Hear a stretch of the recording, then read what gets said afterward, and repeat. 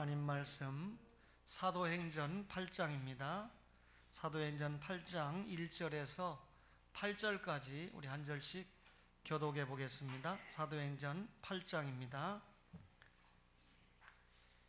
199면이죠. 사울은 그가 죽임당함을 마땅히 여기더라. 사도 외에는 다 유대와 사마리아 모든 땅으로 흩어지니라. 경건한 사람들이 스데반을 장사하고 위하여 크게 울더라.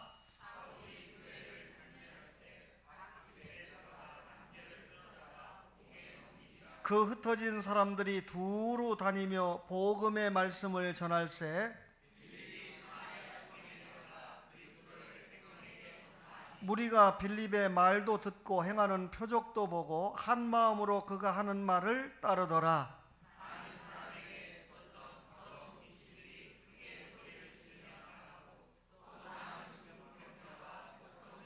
함께 그 성에 큰 기쁨이 있더라. 아멘. 사도행전은 28장으로 기록을 마치고 있는 성경인데 사도행전 29장 30장은 우리 초원교회가 이어서 기록을 하고 있습니다.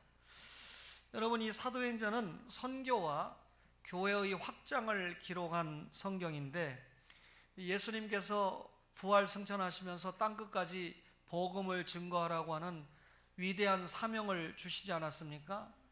이 제자와 교회들이 이 사명을 따라서 복음을 전하면서 예루살렘의 교회가 세워지고 복음이 팔레스틴 전역으로 확장이 되고 그리고 또 복음이 안디옥까지 미치게 됩니다. 그리고 이곳에서 소아시아로 그리고 유럽으로 마침내 세계의 이 수도였던 로마까지 복음이 증거되는 과정을 사도행전은 담아서 기록을 하고 있습니다. 사도행전이라는 성경은 복음 확장 과정을 보여준 성경이죠.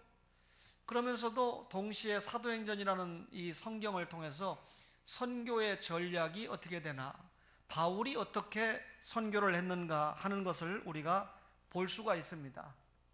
선교 전략, 그러니까 거창하게 생각하시는데 특별한 전략이 아니고 성령님의 인도를 받는 전략입니다. 이 사도행전은 사실상 선교행전인데 이 선교를 주도하시는 분이 사람이 아니고 성령님이셨습니다. 성령님이 베드로 사도를 붙잡고 성령님이 바울 사도를 붙잡고 그렇게 예루살렘을 불태우고 안디옥과 세계를 복음으로 불태웠던 것입니다. 우리는 사도행전 1장부터 11장까지 12장까지 베드로가 주인공이고 13장부터 28장까지 바울이 주인공이기 때문에 이들이 사도잖아요. 그래서 사도행전 이렇게 붙였지만 실제로 이 사도들을 붙잡고 움직이는 분이 성령님이고 사도행전을 읽어보면 성령님이라고 하는 말씀이 50번 이상 나오기 때문에 성령행전이다 이렇게 말씀을 드릴 수가 있습니다. 그런데 우리가 보통 인간적으로 전략을 말할 때는 고난이나 불행을 피하는 게 전략 아닙니까? 그런데 사도행전을 읽어보면 복음을 전하는 과정에 고난이라고 하는 것도 하나의 전략이었습니다. 다시 말하면 하나님께서 자신의 복음이 지켜지고 믿어지게 하고 자신의 복음이 확장되게 하는 과정에 고난이 전략으로 등장하게 하셨다. 자, 주님께서 사울이라고 하는 바울을 불렀습니다. 그때 사도행전 9장 16절에 보니까 그가 내 이름을 위하여 해를 얼마나 받아야 할 것을 내가 그에게 보이겠다. 그 내 이름을 위하여 이 말은 복음 선교를 위하여 바울이 얼마나 해를 받을 것인가를 보여준다 이렇게 말씀을 하고 있습니다. 복음 선교에 고난이 따라온다 그 말이죠. 바울 자신이 대스승이었는데 자기의 참 아들, 영적 아들 디모데에게 복음 전파의 이 승계 과정에서 뭐라고 얘기합니까? 복음과 함께 고난을 받으라. 고난을 피하라고 말하지 않고 복음과 함께 고난을 받으라 라고 한 것을 보면 이 복음 전파의 과정에서 고난이라고 하는 것도 하나의 전략이었다라고 하는 것을 우리가 알 수가 있습니다.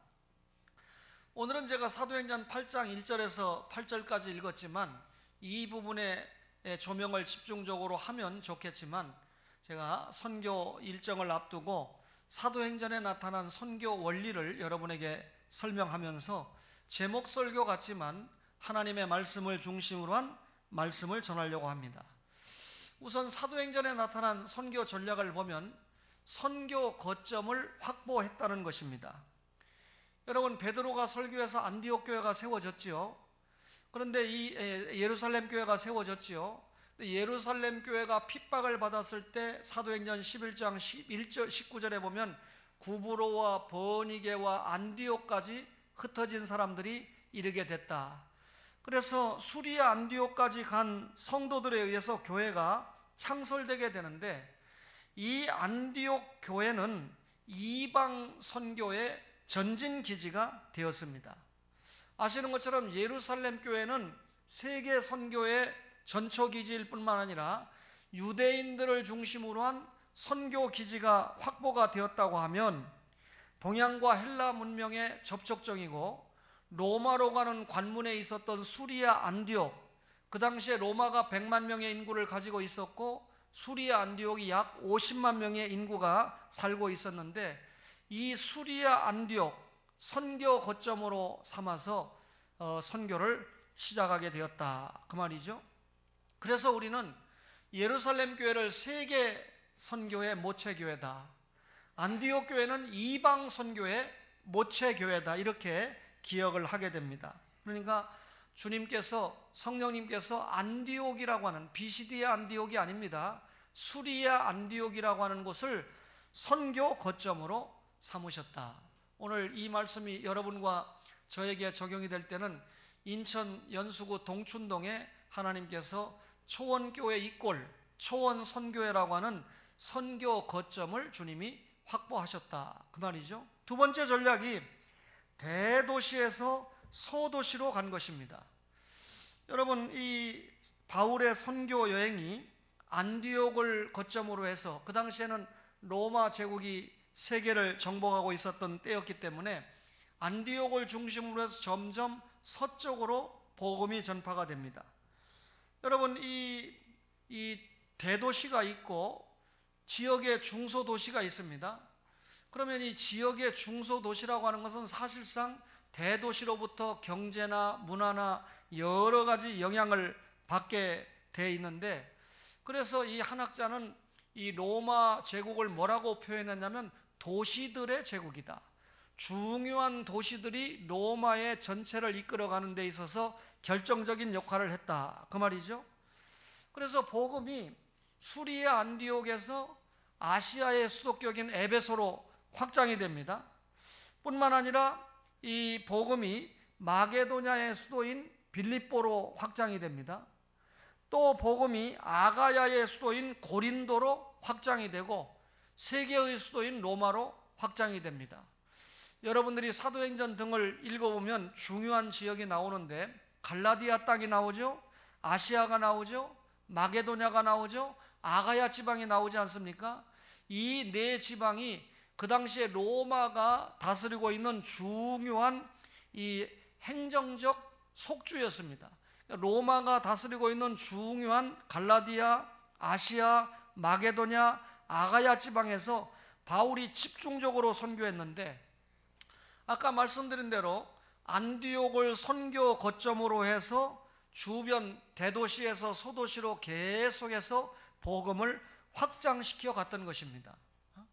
제가 신학생 때 워낙 순수한 신학생이었기 때문에 내가 복음을 위해서 목사님들이 잘 가기 싫어하는 저 농촌 산골짜기 도서 벽지에 가서 목회를 해야 되겠다, 이렇게 기도를 한 적이 있었는데 철이 들면서 바꿨습니다. 거기 가면 늘 도시교회로부터 지원을 받아가면서 주회를 해야 되지만, 도시에서 목회하면서 여러분들이 하나님 앞에 열심히 헌금을 드리면 그 연보를 가지고 도와주는 교회, 보내는 교회, 선교하는 교회가 돼야 되겠다 하는 마음을 가지고 달려왔는데 아직 과정 중에 있습니다. 대도시에서 소도시입니다. 여러분, 인천은 비교적 대도시에 들어가죠? 몇 대도시입니까? 우리 인천이 3대 도시입니다. 그죠? 대구에서 오신 분들은 이 김규환 목사님 같은 경우는 자기가 대구 출신이니까 대구 김씨 아닙니까? 아, 인천은 4대 도시다. 그거는 죄를 짓는 거죠. 서울, 부산, 인천인데 제가 예언하는데 10년 지나고 나면 서울, 인천, 부산 이렇게 될 거예요.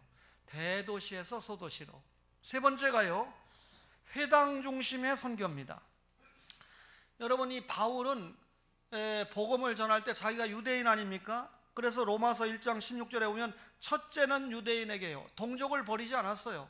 가까운 가족들에게 복음을 먼저 전하고 땅끝까지 복음을 확장시켜 가는데, 그래서 바울이 유대인들이 어디에 모여 있습니까? 바벨론 포로 때부터 회당에 모여 있잖아요. 예수님 당시에도 바울 당시에도 유대인들이 모여 있는 곳이 회당이죠. 그래서 예를 들면 살라미 회당, 비시디아 안디옥 회당, 이고니온 회당. 근데 이 사도행전을 읽으면서 회당이 없는 곳이 빌립보인데 빌립보 회당 이랬을 때 빌립보 회당에 해당되는 곳이 어디였습니까? 문밖 강가 기도처였습니다. 유대인들이 모여 있었거든요. 거기에는 회당이 없었지만 대부분의 지역에는 회당이 있었어요. 데살로니가 회당, 베레아 회당, 아덴 회당, 고린도 회당, 에베소 회당. 바울은 회당이 있는 곳마다 찾아가서 복음을 전했습니다. 그러니까 바울의 선교 전략 가운데 하나가 뭡니까? 회당 중심의 선교였습니다. 효과가 잘 나타나든지 안 나타나, 유대인들은 예수 잘 안 믿잖아요. 율법주의가 돼가지고.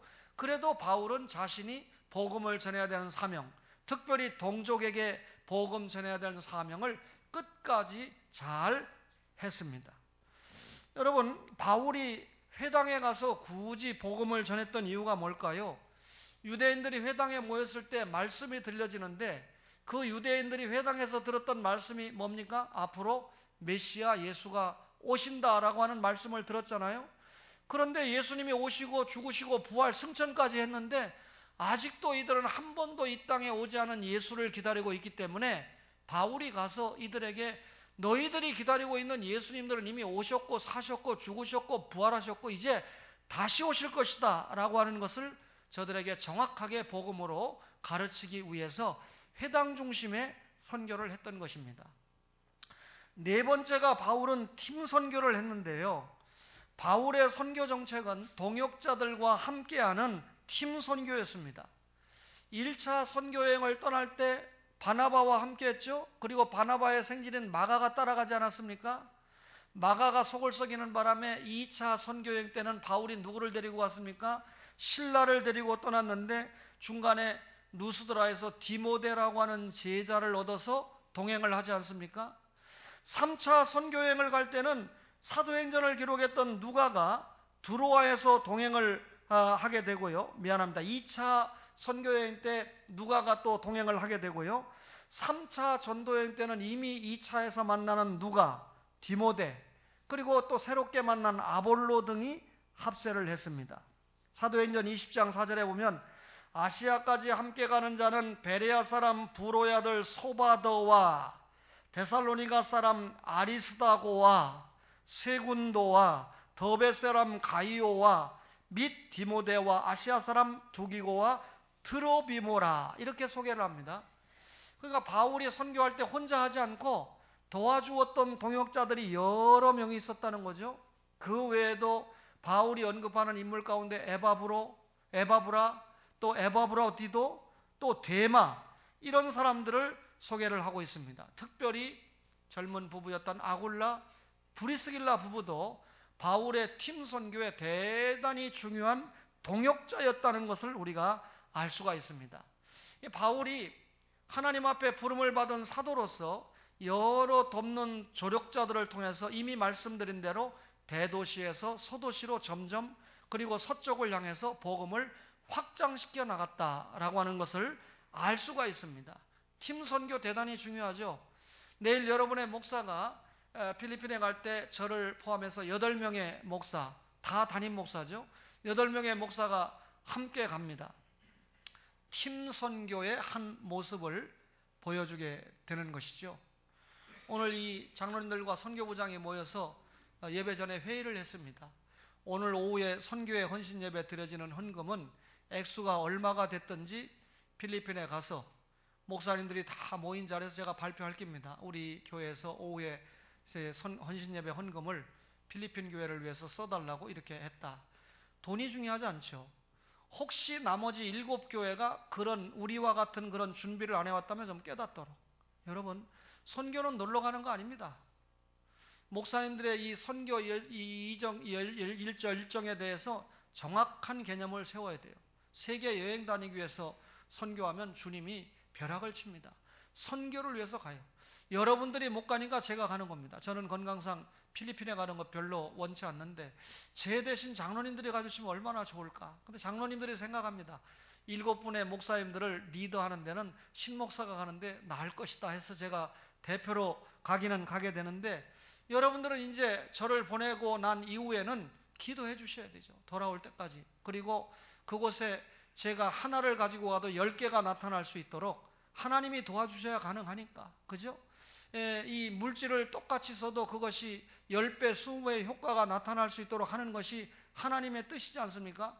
은행으로 톡 송금해서 주는 거와 가서 선교사님들의 손을 붙잡고 당신이 우리 교회 대신 내 대신 이렇게 선교를 해주니까 감사하다 하고 직접 이 전달하는 거와는 차이가 있습니다.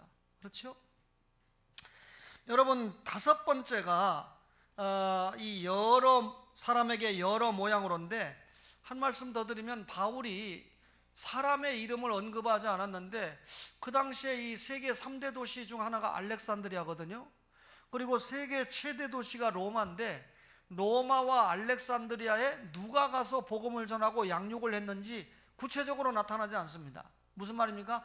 익명의 전도자들에 의해서 복음이 파급되었다. 성경에 어떻게 복음 전한 사람의 이름을 다 일일이 기록을 하겠습니까? 중요한 사람들만 기록이 되었죠. 기록이 되지 않았지만 무명의 전도자들, 숨겨진 익명의 전도자들이 가서 알렉산드리아나 로마와 같은 곳에 복음을 전했다. 팀 선교입니다. 여러 사람에게 여러 모양으로 그랬는데 복음의 본질은 천사라도 변질을 시킬 수가 없습니다. 여러분, 제가 이 세상에서 가장 이 세상에서입니다. 또 주님 이렇게 비약시키지 말고요. 가장 사랑하는 사람이 누구라고 답해야 옳을까요? 어머니라고 해야 될까요? 아버지라고 해야 될까요? 오해하지 마세요. 자식이라고 해야 될까요? 아닙니다. 하나님이 원하시는 제가 가장 사랑을 해줘야 될 사람은 제 아내입니다. 그죠? 제 아내가 누군 줄 알죠? 그런데 제가 제 아내를 아무리 사랑한다 할지라도 아내와 제가 복음의 본질에 있어서 이견이 있으면 사랑할 수가 없습니다. 그건 뭐 헤어질 수밖에 없는 단초가 되는 것이죠. 이 말씀 무슨 말인지 알죠? 예. 그러니까 여러분, 지금 남편이 믿지 않거나 아내가 믿지 않는 경우에 전도를 해야 된다라고 하는 건 너무나 중요한 일입니다. 저의 경우는 서로가 믿고 특별히 목사와 사모로서 사명까지 감당하니까 복음의 본질은 누구도 변질시킬 수 없습니다. 그러나 그 복음을 전하는 방법은 다양할 수밖에 없어요. 바울은 유대인에게 복음을 전할 때는 유대인처럼 했습니다. 이방인에게 복음을 전할 때는 이방인처럼 했습니다. 여러분, 이것이 또 자유주의 신학자처럼 토착화다 아닙니다. 토착화가 아니라 동일합니다. 여러분, 복음이 오해하지 마세요. 천주교가 필리핀에 들어가니까 완전히 필리핀 천주교, 아르헨티나 천주교, 한국의 천주교 완전히 달라요. 여러분 가보세요. 왜냐하면 천주교는 토착화 신학을 중요하게 생각하기 때문에 그 나라에 가면 그 나라 문화를 완전히 수용을 하기 때문에 완전히 자기네 이 고유 종교를 변질을 시켜버립니다. 그래서 이 필리핀에 가서 천주교를 보면 완전히 이게 이 샤머니즘에 입각한 특별한 종교다라고 생각할 만큼 착각에 빠지게 돼 있어요. 근데 토착화가 아닙니다. 이 말은 유대인에게는 유대인처럼 이방인에게는 이방인처럼, 이 말은 동일화라고 하는 문제인데, 바울이 예를 들면 유대인들에게 복음을 전하는데 지장을 받지 않기 위해서 이 혼혈아인 디모데가 할례를 받도록 했습니다. 그리고 자신이 겐그리아에서 머리를 깎는 이 서원을 하지 않았습니까? 이것은 여러분 율법에 속한 일이기 때문에 안 해도 되는 일이지만 뭐 진리 문제가 아니니까 유대인들에게 복음을 전하는데 좀 이 유리한 거점을 확보하기 위해서 할례도 받게 하고, 그 진리 문제는 아니잖아요. 그리고 또 머리도 깎아줌으로 말미암아 내가 너희들과 동일하다. 토착화가 아니라 내가 너희들과 동일한 입장에서 복음을 전하겠다 하는 처신을 했다는 거죠. 바울은 청중들의 필요에 따라서 메시지를 전했습니다. 예를 들면 여기에 이 청중들이 이 필요한 어떤 말씀이 오늘은 선교인데 내일은 우리 교회가 선교 떠나는 장정에 오르는 날이니까 오늘 필요가 뭡니까? 선교입니다. 그래서 선교 말씀 전하는 거예요. 부활절에 성탄절 설교하고 성탄절에 부활절 설교하면 약간 좀 설교는 설교지만 좀 그렇잖아요. 청중들의 필요에 따라서 설교를 했고 또 설교의 대상에 따라서 접근을 달리했는데 다음에 제가 설교하겠습니다만 사도행전 13장 6절 이하에 바울이 비시디아 안디옥에서 청중이 유대인들입니다. 유대인들을 놓고 설교한 것과 사도행전 17장 21절로 31절에 헬라인들을 앞에 놓고 한 설교의 내용을 보면 약간 차이점이 있습니다. 유대인들을 앞에 두고 설교할 때 유대인들은 구약을 다 알고 있잖아요. 구약에 예수님이 오신다는 예언을 이미 알고 있잖아요. 그런데 자기들이 그 예수님을 믿지 않으니까 십자가에 죽여버리고 아직도 안 오신 예수님을 기다리고 있으니까 바울이 얼마나 답답합니까? 너희들이 오신 예수 십자가에 죽였다.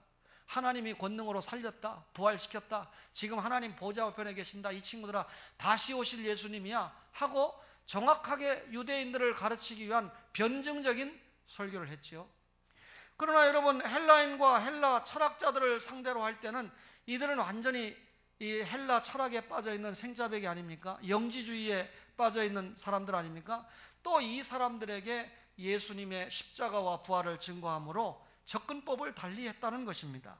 따라서 바울이 여러 사람에게 여러 모양으로, 제가 만약에 여기에서 여러분들이 다 3살, 4살, 제가 원래 첫 사역이 유치부 전도사부터 했거든요. 눈 성경 보고요 코 숨을 이렇게 시작했어요. 어린이 여러분, 여러분 지금 여러분 설교하는데 제가 그렇게 설교하면 되겠습니까? 제 전공이 그거라고 해서? 아니잖아요. 여러분들은 장성한 성도들이니까 장성한 성도들을 대하는 말씀을 이 메시지라든지 태도라든지 통해서 전해야 되지 않겠습니까? 여러 사람들에게 여러 모양으로, 이게 복음 선교의 전략이었어요.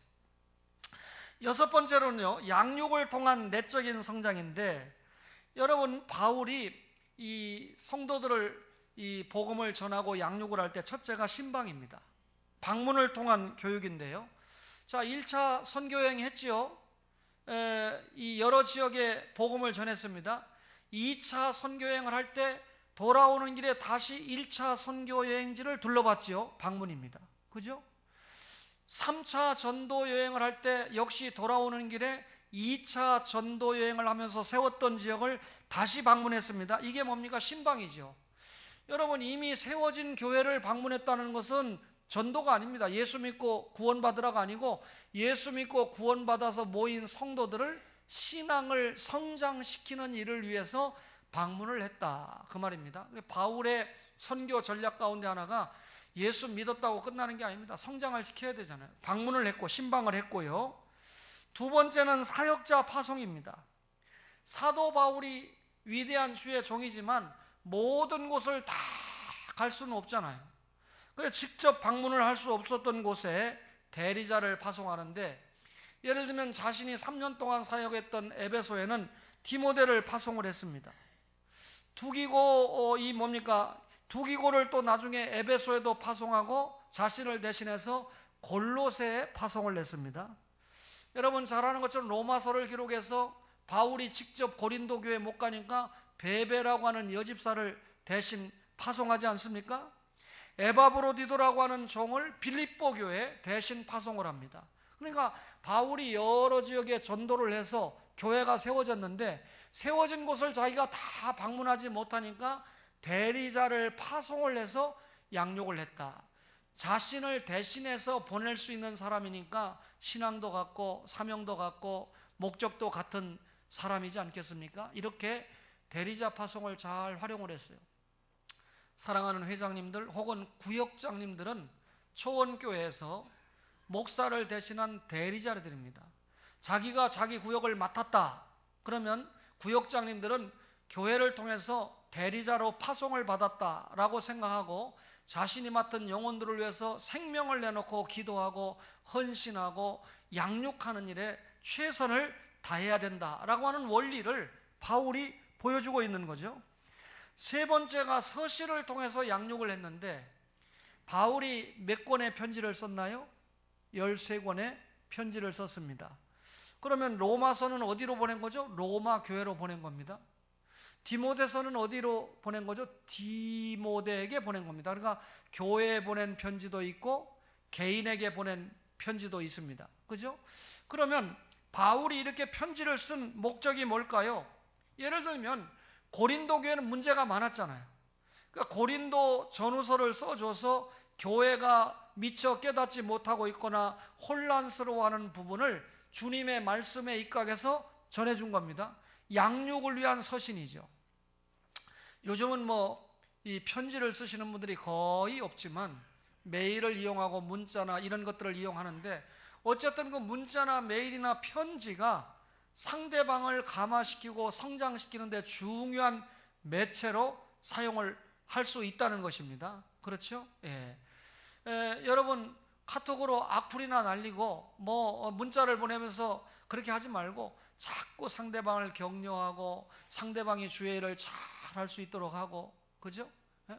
오늘 최동 권사님 인절미를 드시면 최동 권사님이 낸 거지 최동 권사님이 만들어 온 건 아니거든요. 약간 맛이 떨어진다고 해도 맛있다고 하고, 맛없는 거 아닙니다. 제가 먹어보니까 맛있는데 예를 들면 그렇다고 말입니다. 졸다가 다 앞뒤 자르고 떡이 맛이 없대. 이것만 기억하면 안 됩니다. 그렇죠? 여러분 서신을 통한 양육입니다.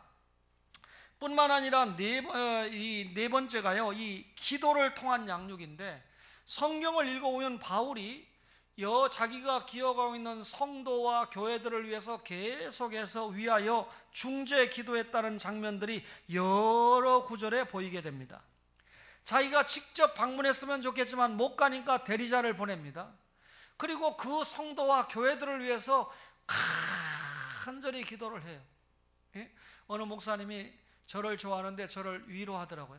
목사님, 제가 목사님과 초원교회를 위해서 하루 6번 내지 7번을 기도합니다. 그래서 이런 거짓말을 내가 믿어줘야 되나 말아야 되나 라고 듣는데 그 상대방이 저에게 말하는 분은 진실한 분이거든요.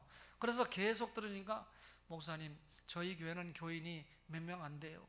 그래서 7명, 8명 위해서 교회 열심히 기도하다가 돌아오면 또 두 번째 기도가 들어가고 또 들어가는데 자신이 매주 우리 교회 설교도 들어오고 홈피도 들어오기 때문에 저를 아껴서 초원교회와 목사님 사역을 위해서 기도하는데 우리 교인들 하고 또 하고 하다 보면 5번, 6번, 7번 돌아오게 된대요. 그래서 내가 믿어줬어요.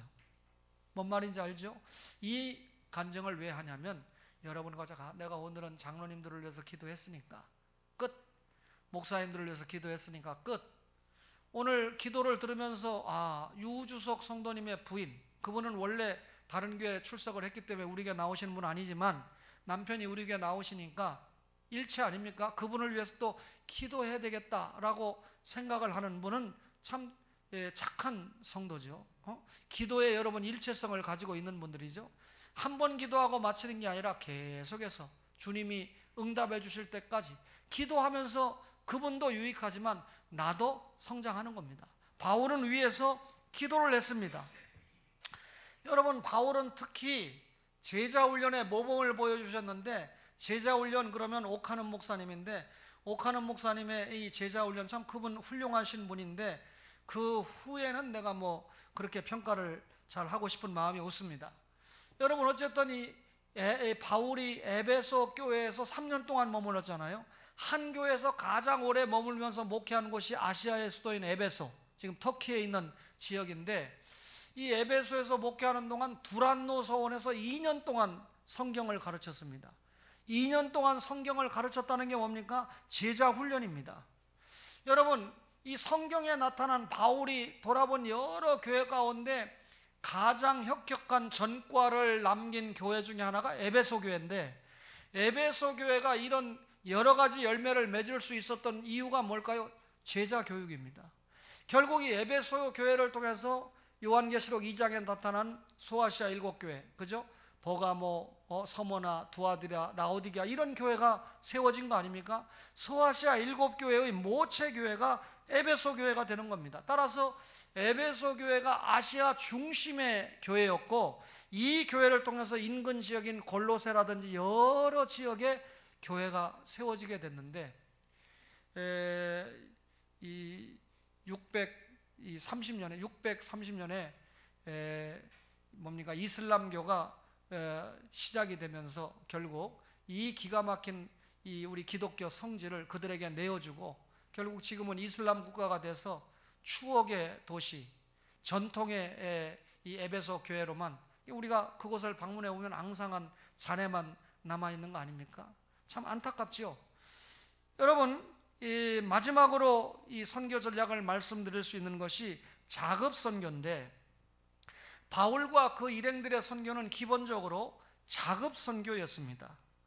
바울이 이런 점을 여러 번 표명을 했는데요. 여러분, 일하는 소에게 올무를 씌우지 말라. 여러분, 사역자에 대한 후원은 정당합니다. 바울이 자비량 선교를 했다고 해서 주의 종들에게 사례를 주지 말라. 만약에 여러분, 제가 월요일부터 금요일까지 여러분들이 제 생활을 책임지지 않으니까 택시 운전을 하고 있다든지, 혹은 어디 가서 영어 교육을 하는 알바를 하고 있다든지 그러면 설교 제대로 준비하겠습니까? 여러분들을 위해서 제대로 기도하겠습니까? 또 다음 주부터 개강이 되는데 이 외국어 대학 학생들과 여러 신학생들이 양질의 강의를 들을 수 있겠습니까? 그죠? 저는 오직 주님의 일에만 전념할 수 있도록 여러분들이 저에게 월급을 주는 게 아니라 생활을 책임지고 있잖아요. 그래서 저는 여러분 이 일을 감당할 수 있지만, 바울이 그 사례 주는 것을 반대하는 것이 아니라 바울의 경우는 자비량 선교를 했는데 그만큼 자기의 은사가 있었고 소득이 있었는데, 또 바울은 부잣집 자녀였죠. 그런데 여러분, 그의 사역은 전문인 선교의 기원이 됐다라고 하는 것을 우리가 기억할 수 있습니다. 여러분, 바울은 당시 가말리엘 문화생으로서 대단한 지식인이지 않습니까? 대단한 지식인이었는데 그가 직접 동서남북을 다니면서 복음을 전하는 전문적인 선교를 했습니다. 뿐만 아니라 동시에 자급 선교의 시원이 되는, 여러분 네비우스 선교 정책이 있죠. 자립자전 아닙니까? 그래서 이 선교사들이 우리나라에 와서 복음을 전하면 한국 지도자들을 세워가지고 그들이 교회를 이끌어갈 수 있도록 해주어야 된다. 정진우 선교사는, 내일 우리가 가는 선교사는 자기가 직접 이 포크레인 한국에서 얻어가지고 가서 산을 다 3년 동안 개간해가지고 교회를 짓고, 그리고 유치원까지는 했는데 사람이 많이 사는 산골이 아니니까요. 필리핀 정부가 인근 지역에 이 험악한 이 집에 살고 있는 사람 다 철거를 시켰어요. 철거를 시켜가지고 어디로 내쫓았냐면 정진우 선교사님이 있는 교회 근처에 다 내쫓았어요. 갑자기 10,000명인지 15,000명인지 모르겠지만 수 없는 가난뱅이들이, 필리핀 가난한 사람들이 원래 왔어요. 제가 제 아들이 필리핀에 있다 나왔으니까 물어봤습니다. 야, 내일 8명 목사님들 가는데 거기 총질하는 친구들이 있으면 어떡하지? 아직 우리가 사명이 남았네. 그러니까, 아빠, 그 동네는 총 살 돈 없는 동네예요. 그것도 총도 살 돈이 있는 애들이 사가지고 총질하는 거지, 그 지역은 총 살 수도 없거니와 마닐라에 못 나와. 마닐라가 어떻게 생겼는지 모르는 사람들이 99%일 겁니다. 마닐라 한 번도 못 와본, 차비가 없으니까. 그런 사람들이니까 아무 걱정 안 해요. 그렇게 그렇지 않다고 해도 내가 걱정 안 하고, 또 거기 가서 순교하면 또 제가 순교자로 기록되고 여러분들은 빨리 후임 목사님 봐가지고 주의 일 하면 되잖아요. 아멘은 안 하는 것 같은데. 예. 어쨌든 여러분, 그런 지역에 가는데 갑자기 사람들이 밀려오니까 학교가 필요하잖아요. 정진우 선교사님이 초등학교도 만들게 되는데, 제가 가보니까 초등학교를 만드는데 놀이기구가 완성이 안 돼서 관에서 놀이터만 완성되면 허가 내주겠다. 제가 놀이터 해줬으면, 저 이전에 수많은 목회자들이 거기 둘러봤습니다. 그 놀이터 200~300만 원 안 해주는 거예요. 오해하지 마세요. 해줬습니다. 저도 가난하잖아요.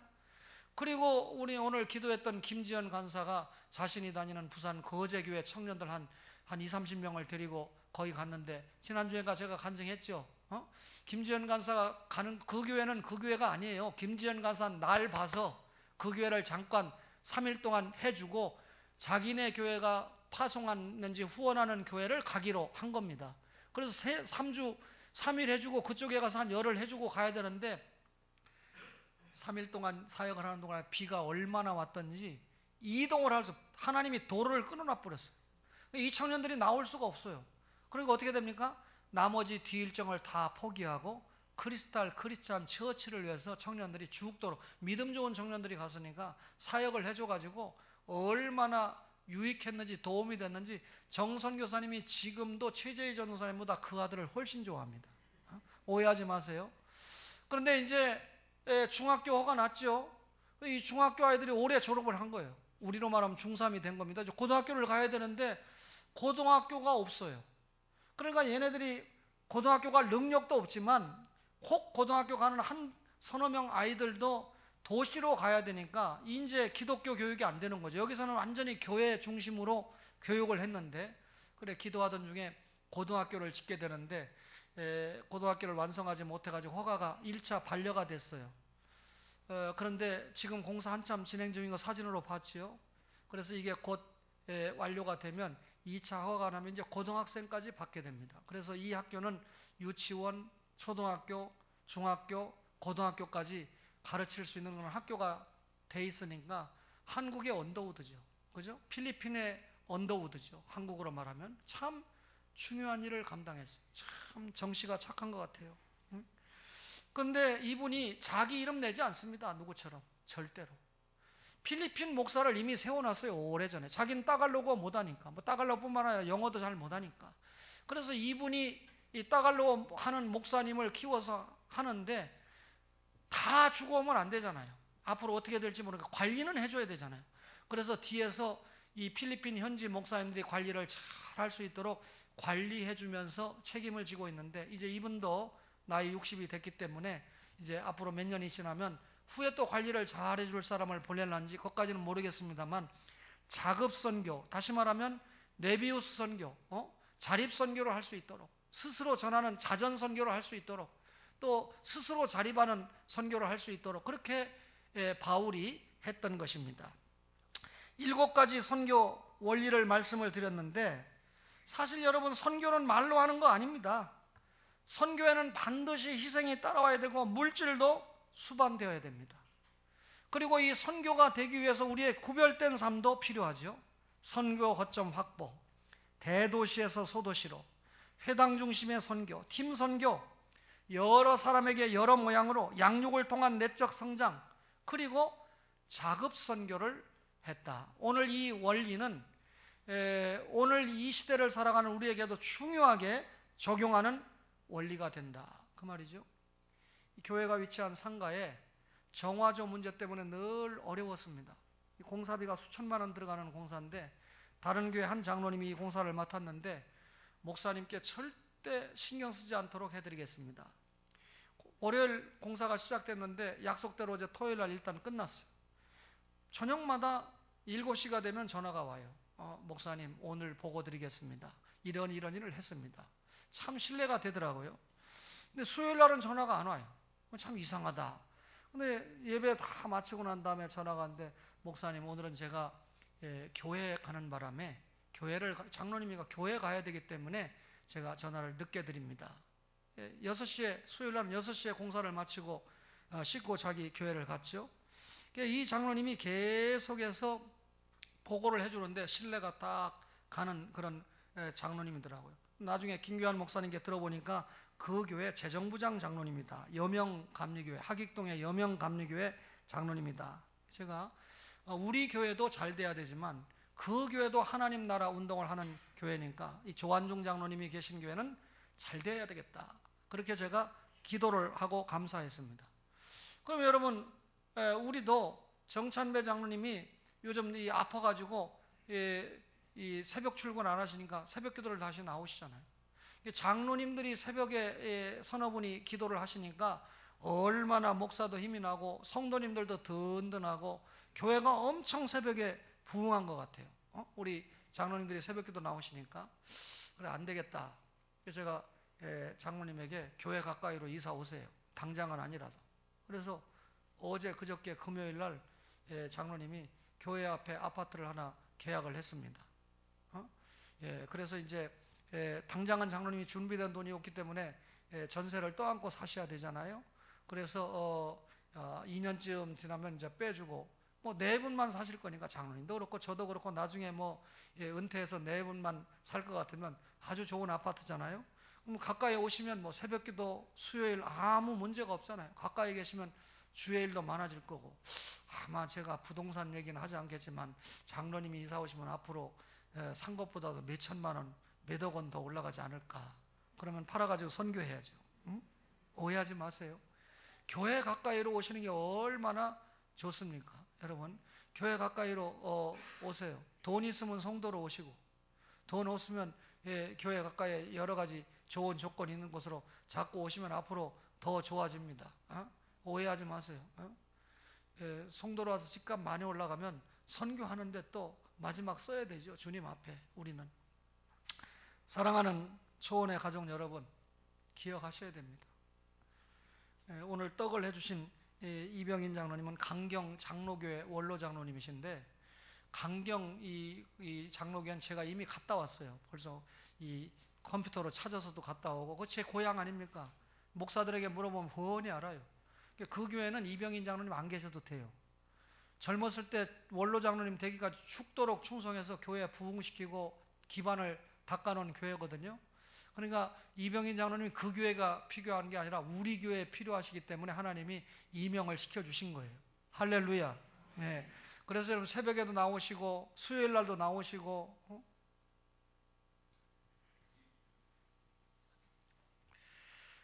이런 이 장로님들과 함께 주의 일을 감당하니까 얼마나 행복한지 몰라. 아마 다른 장로님들도 이제 오늘 이제 간증을 듣고 혹 계약 중에 있거나 계약을 하셨거나 아마 다 이렇게 모이게 될 거예요. 교회 가까이로. 그래서 주님 앞에 우리가 이 선교의 7가지 말씀을 들었는데 앞으로 계속해서 이 원리를 적용해 가면서 우리 교회가 주님이 기뻐하시는 교회로 남을 수 있는 그런 은혜가 있기를 간절히 바랍니다.